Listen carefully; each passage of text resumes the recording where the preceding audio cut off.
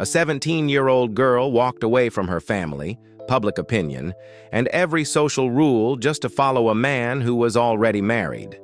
Years later, that same woman, at the very height of her fame, calmly gave birth, lived, and loved like a wife without ever needing a marriage license. And throughout a career spanning more than half a century under the spotlight, she signed a marriage certificate only once, with a man she left after barely a year. That woman is the timeless icon of French cinema, Yves Saint Laurent's muse, the face an entire generation considered the definition of elegance and unchanging beauty, Catherine Deneuve. And yet, behind all that radiance lies a question that has never truly been answered. Who is she? Really? A cold woman, as the press so often described. Someone who refused every mold society tried to impose on a woman's life? Or the one French cinema legend whose real life holds even more secrets than the roles that made her immortal? Catherine Fabienne d'Orléac was born in 1943 in Paris, just as the city emerged from years under Nazi occupation. Paris at that time still carried the scars of war, crumbling buildings, quiet streets, and a life marked by scarcity.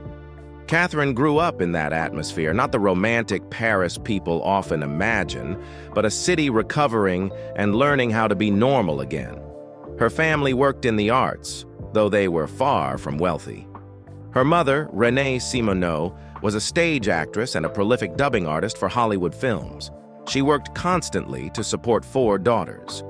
Her discipline created a serious, grounded environment for Catherine. Acting was a craft, not a glamorous dream. This would shape Catherine's approach to her career, reserved, focused, and uninterested in unnecessary attention. The person Catherine was closest to in childhood was her older sister, Françoise d'Orléac, talented, spirited, and famous early. Catherine admired her deeply, yet grew up as the quieter one. This dynamic formed 2 lasting truths.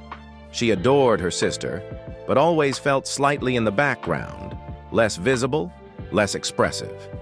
It explains the controlled, understated aura Catherine adopted later in life. Interestingly, despite living in an artistic household, Catherine never wanted to be an actress. She once dreamed of becoming an archaeologist or an interior designer, quiet professions far from the spotlight. Perhaps it was a natural reaction from a child who felt no need to follow the path of her dazzling sister. Another defining part of her childhood was her strict Catholic schooling. The rules, expectations, and constraints made Catherine quickly realize she was not made for a life of limitation. By age 12, she chose to leave the school. A small turning point, but one that revealed a lifelong pattern. Catherine would always decide her own direction. Even though she grew up surrounded by the world of theater and film, Catherine once dreamed of becoming an interior designer or archaeologist, professions far removed from public attention. For the daughter of 2 actors, her parents' profession never seemed appealing. She remained indifferent, even after facing the camera for the first time at 13. I liked the atmosphere on set, and I found the director's work interesting. But that was it. Making a film felt strange, not suited to my introverted nature. Catherine's passion for acting didn't awaken until her sister, Françoise d'Orléac, convinced her to appear with her in Les Portes Claquantes, 1960. The major breakthrough in Catherine's career came in 1964 with Les Parapluies de Cherbourg, The Umbrellas of Cherbourg, directed by Jacques Demy. It wasn't just a musical. It was a bold experiment. Every line of dialogue was sung like a continuous opera. This was precisely why Catherine initially refused the role, fully aware of her limited singing abilities. But Jacques Demy, who saw something far beyond vocal talent in Catherine, assured her that the film didn't need a singer. It needed a face capable of telling a story through the eyes. After Catherine agreed, the next crucial decision was made. All the singing for the character Geneviève would be performed by vocalist Danielle Licari. Catherine had to memorize every lyric, shape her mouth to match each note, and act in perfect emotional sync with the voice. Many crew members would later say that Catherine's subtle, introspective acting made audiences believe the voice truly belonged to her. In the film, Catherine became Geneviève Emery, a young woman torn between first love and family duty. Every choice left her conflicted, and Catherine had to express that turmoil almost entirely through her eyes. The vivid colors in each frame were used by Demy to mirror Geneviève's emotional state. Bright hues of hope gradually shifting to muted, cold tones as her life closed in around her. With her fragile beauty and restrained expressions, Catherine turned Geneviève into one of French cinema's most unforgettable characters. The blend of Catherine's acting and Danielle Licari's voice created a heroine who felt both familiar and ethereal. A young woman living fully inside music, yet expressing a heartbreak profoundly real. This role transformed Catherine Deneuve from a shy young actress into a new symbol of European cinema. The sweeping success of Les Parapluies de Cherbourg catapulted her beyond France. The film won the Palme d'Or at the 1964 Cannes Film Festival and earned an Academy Award nomination. Even more surprising, just weeks after its release, international filmmakers were already calling her the new face of European cinema. More than a career breakthrough, The Umbrellas of Cherbourg marked a turning point in Catherine Deneuve's image. From an overlooked young actress, she rapidly became the embodiment of French beauty and style, elegant, enigmatic, and emotionally rich. This milestone not only opened the door to her future iconic roles, but also established her as one of the world's most important film stars. After her breakthrough with Les Parapluies de Cherbourg, Catherine Deneuve didn't just become famous, she entered an era in which every film she touched became a landmark in French cinema.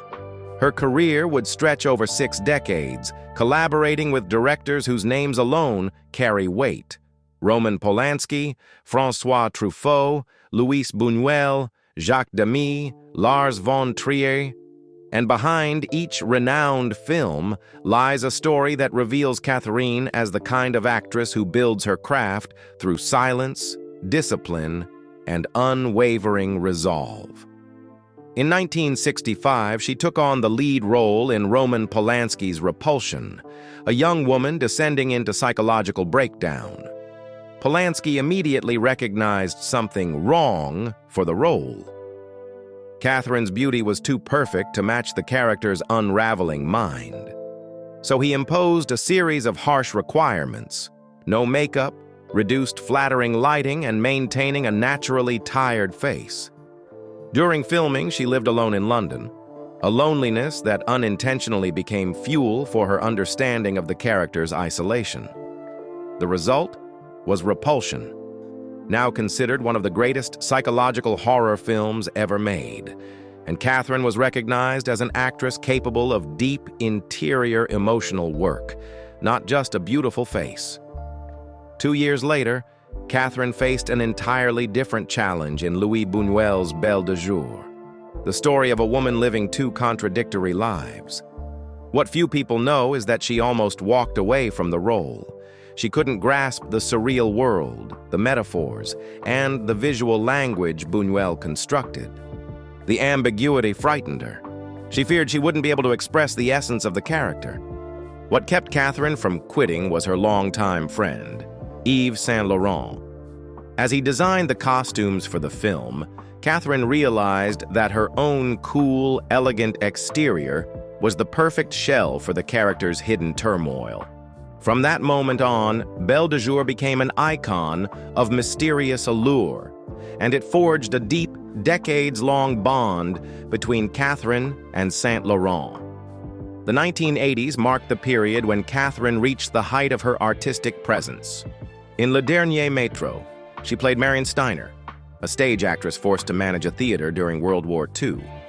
The role demanded strength and steadiness, yet underneath, a fear of being crushed by the times. The film achieved major success and earned Catherine the prestigious César Award, cementing her position as one of the defining figures of French cinema. Mentioning Catherine Deneuve without the hunger would be a major omission.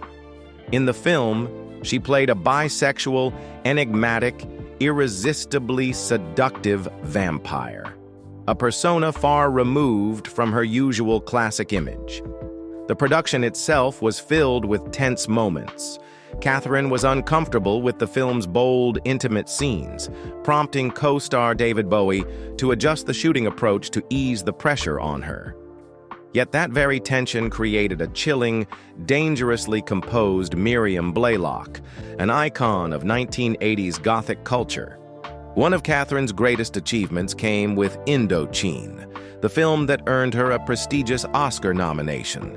It was a deeply layered role, a French woman confronting the shifting tides of history in colonial Indochina. Catherine once shared that the landscapes of Vietnam, its vast mountains, open skies, and moments of stillness, gave her emotional textures she had never found in Europe. The performance not only reaffirmed her acting mastery, but also marked a powerful transformation in her screen persona. Mature, weathered, and profoundly heroic. Even as a legend, Catherine never chose the safe path. She kept taking roles that required reinvention. Dancer in the Dark, 2000, by Lars von Trier, where she had to adapt to his famously unforgiving filmmaking style. Or Standing Tall, 2015, proving she remained at the forefront of contemporary French cinema. Over more than 60 years, Catherine has appeared in over 100 films, each role distinct, each character a new experiment. She has become a rare figure who merges fashion and cinema effortlessly. From her iconic collaborations with Yves Saint Laurent to her emotionally weighty performances, Catherine has always held firm to one guiding principle. She accepts a role only when she knows it will allow her to uncover a new part of herself. Catherine Deneuve was not only the cool, untouchable icon of French cinema, she was also at the center of a private life filled with drama and controversy. Her life reads like a novel where love, loss, and bold decisions intertwine, creating a complex yet irresistibly captivating portrait. Her first relationship and the opening chapter of her emotionally conflicted life began when she was just 17. At that age, Catherine was still an introverted, cautious girl who had never seriously considered the spotlight. And yet, it was precisely then that she met Roger Vadim, a man who had already been through 2 marriages, who had turned Brigitte Bardot into a global phenomenon, and who was infamous for a romantic life that defied every moral standard of the era. Vadim was the kind of artist who believed a woman's beauty was the highest form of creative inspiration. He entered relationships not as a companion, but as a sculptor.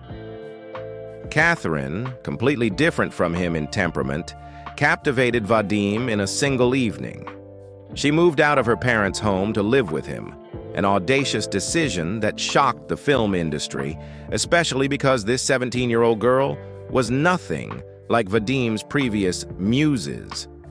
While he had shaped Bardot, Annette Streuberg, and even Jane Fonda, Catherine had no desire to be molded into an icon. She was private, introspective, and simply searching for room to grow, not to become someone else's artistic creation.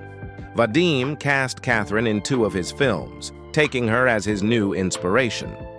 Yet what made the relationship complicated was Catherine's inability and unwillingness to fully merge into his world.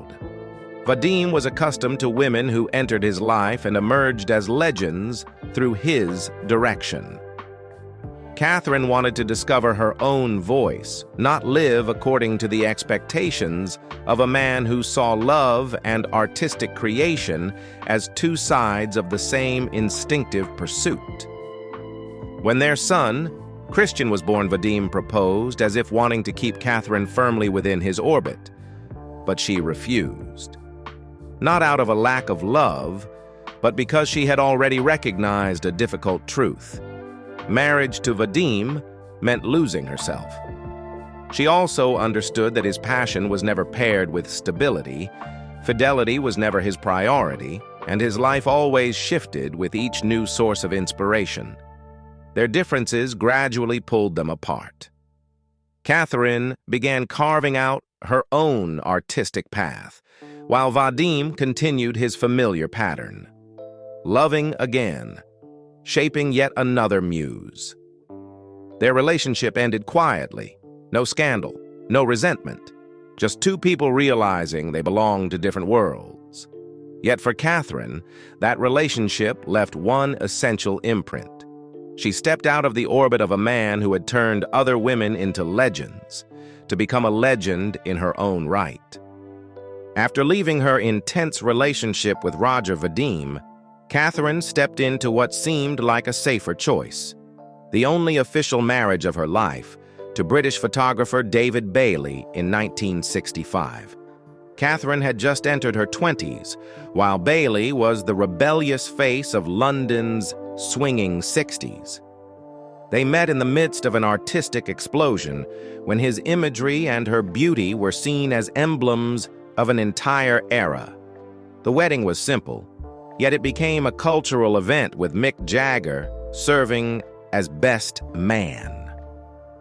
But the most striking detail was the real reason Catherine signed the only marriage certificate of her life.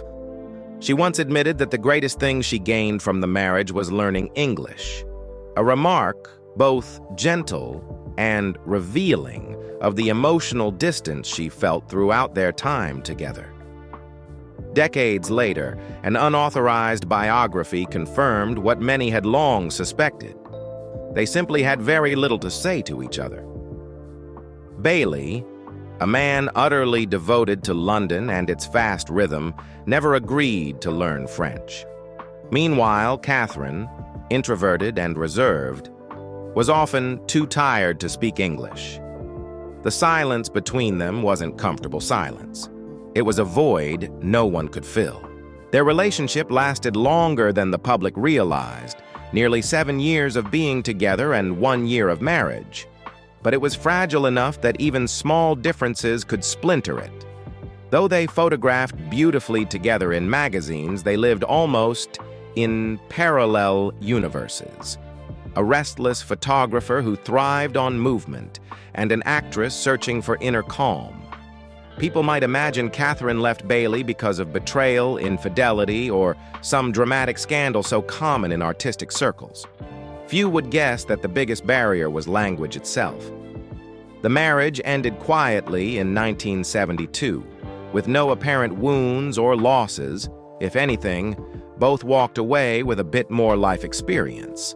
After that, Catherine never signed another marriage license.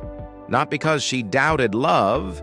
She continued to love, to have children, to build lasting relationships with some of France's most brilliant men, but because she had seen enough to understand one thing clearly: marriage doesn't make love stronger. It simply makes differences harder to ignore. If Roger Vadim pulled Catherine out of her impulsive youth, then Marcello Mastroianni was the only man who ever made her reconsider the idea of commitment, even if only for a moment. They met when both were already famous. Both had tasted the loneliness of an artist's life. And both knew that love in the film world rarely lasted. Yet after only a few days on set, Marcello's gaze softened Catherine in a way no one else ever could. Without noise, without demands, he won her over with an Italian gentleman's grace and a tenderness rare in a man who had become an international sex symbol of la dolce vita. At the time, Marcello was still a married man, though his private life had long been fractured.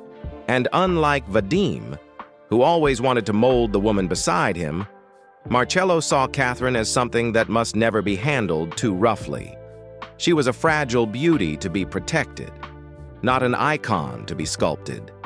Their love grew strong enough that Marcello was willing to divorce his wife in order to be with Catherine, a decision that sent shockwaves through Italy. They had a daughter together, Chiara, and for years lived as a true family.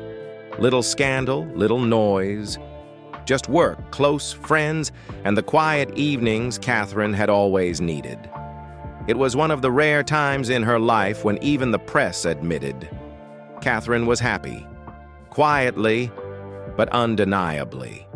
Yet it was also with Marcello that the deepest silent conflict of her life emerged. Marcello proposed, not once, but multiple times.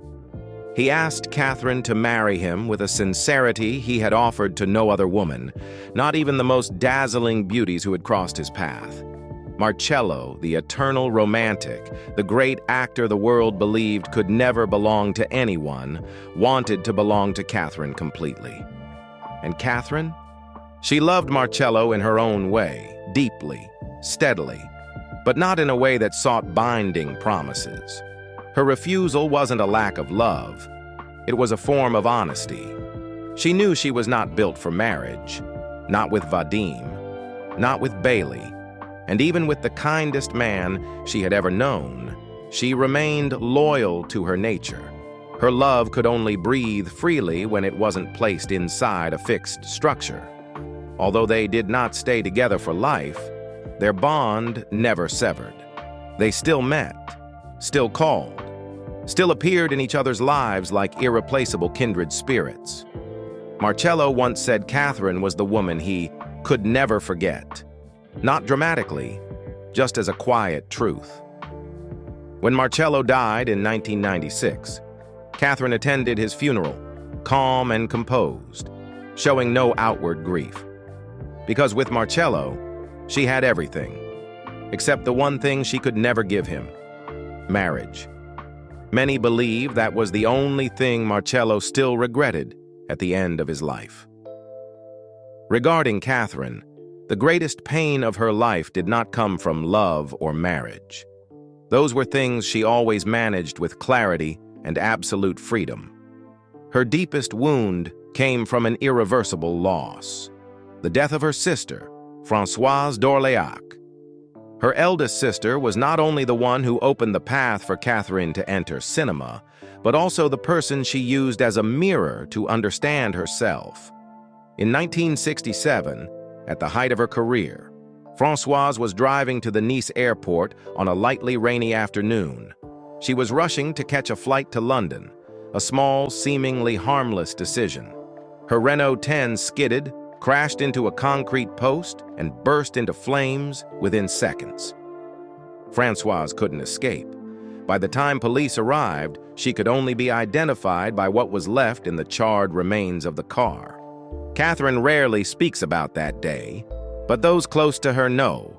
Her life is divided into two halves, before and after Françoise. It was the one loss Catherine could not control, could not bargain with, and could not transform into strength the way she did with other emotional upheavals. Beyond her famous romances, Catherine's personal life is filled with intriguing footnotes. For example, the rumored relationship with Alain Delon during the filming of The Policeman, 1972, was, in truth, nothing more than a PR strategy. Catherine later admitted that this affair lasted less than a month and joked that Alain Delon was a terrible kisser. She also shared a long, nearly soulmate-like friendship with Gérard Depardieu, even though the public repeatedly speculated about a romance between them. Her list of rumored relationships also includes François Truffaut, Burt Reynolds, and Clint Eastwood, each leaving a distinct mark on Catherine's life. Reynolds once praised her as the most mysterious and refined woman he had ever met, though busy schedules and cultural contrasts quickly brought the relationship to an end. There were even whispers that Catherine dated a much younger technician in the early 2000s, but she remained discreet, smiling quietly as the public continued to speculate. Despite numerous relationships, Catherine maintained a private and independent lifestyle. After living with Pierre Lescure, founder of Canal Plus, from 1984 to 1991, she continued to uphold her principle: never allow marriage or love to define her life. To her, love was freedom, never something that required binding commitments. These bold, self-assured choices contributed greatly to her magnetic, timeless aura and the enduring mystery that surrounds Catherine Deneuve. Alongside her enigmatic romantic life, the social controversies connected to Catherine's name also shook public opinion more than once. In 1971, she signed the Manifeste des 343, openly admitting she had undergone an illegal abortion in support of women's reproductive rights. A courageous, yet deeply contentious act. In 2018, she stirred public debate again by signing an open letter criticizing the Now Me Too movement, arguing it had devolved into a witch hunt. These uncompromising views made her a target of criticism, but they also reinforced her image as a strong woman unafraid to confront public backlash. Not only on screen, Catherine also made her mark in fashion and business. As Yves Saint Laurent's muse, she didn't just wear his designs in iconic films like Belle de Jour, she maintained a close friendship with the designer for decades. In 1986, she launched her own perfume, Deneuve, which won the Fifi Award in 1987. She later expanded her creativity into eyewear, shoes, jewelry, and greeting cards, solidifying her status as a multi-talented artist. As a public figure, Catherine was not immune to legal challenges. In 1995, she sued the San Francisco lesbian magazine Deneuve for trademark infringement, forcing the publication to change its name to Curve. Another little-known detail, Catherine was replaced by Isabel Huppert in I Heart Huckabees, 2004, without any explanation. These events only highlighted the complexity and the ongoing controversies surrounding her career. Catherine's mystery, discretion, and refusal to respond to rumors created a unique allure. She always kept just enough distance from the public, enough to draw curiosity, but never enough for anyone to fully uncover her. Her story is not only one of romances and tragedies, but of a woman unafraid to defy boundaries and conventions in order to claim her own worth. Few people know that she also faced major health challenges due to her long-term smoking habit. Catherine started smoking at 16 and maintained the habit for decades, at times reaching up to 3 packs a day. She once admitted that cigarettes were an inseparable part of her life, almost a companion, both on set and in her daily routine. In 1985, she first attempted to quit through hypnosis, succeeding for more than a decade. But by the mid-1990s, work pressure and emotional shifts led her back to the habit. Catherine openly acknowledged that she once felt less French when she wasn't holding a cigarette. A sarcastic remark, but one that perfectly captured her public image in popular culture. The turning point came in 2019, when Catherine suffered a minor stroke while filming De Son Vivant. The incident forced her to halt work for a time and confront her health seriously. At the urging of her family and doctors, she decided to quit smoking completely. It was not just a change in habit, but a life-saving decision, one that allowed her to recover quickly and maintain stable health. To this day, even after more than 60 years in the film industry, Catherine Deneuve continues to captivate everyone who encounters her. Journalists and critics have long praised her elegance, grace, and magnetic presence. Her allure has never faded with time. The respect she receives is not merely a reflection of past glories. Most actresses of her generation have long been overshadowed by younger ones, yet Catherine Deneuve remains firmly at the center of public attention. Simply put, Catherine Deneuve is not only a symbol of French cinema, but also an embodiment of French cultural and social identity across decades. From 1985 to 1989, she was chosen as the model for Marianne, the national emblem of France, a distinction reserved for women whose timeless beauty and symbolic strength represent the dignity and resilience of the French people. Becoming Marianne permanently engraved her image into the national consciousness as an enduring cultural icon.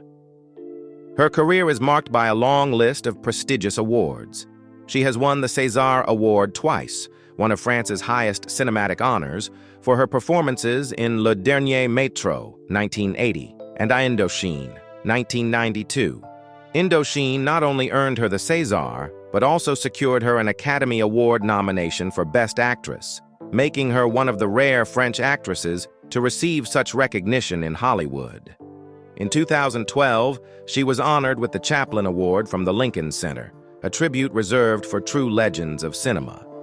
She has also been celebrated at major festivals including Cannes, Venice, and Berlin, where she not only received awards, but was revered as a living artistic icon. Her performance in Belle de Jour was ranked 59th on Premiere Magazine's list of the 100 greatest film performances of all time. It is a testament to her transformative talent and emotional depth, an enduring legacy few can match. Beyond cinema, Catherine is also a fashion and cultural icon. As a global ambassador for Chanel No. 5 and Louis Vuitton, she didn't just endorse brands. She elevated them with her uniquely French aura, refined, elegant, and irresistibly charismatic. One of her most memorable moments was Louis Vuitton's Tambour Horizon campaign, where she embodied the perfect balance of classic beauty and modern sophistication. Catherine also left her mark in philanthropy and social advocacy. As a UNESCO Goodwill Ambassador, she championed women's rights and the preservation of film heritage.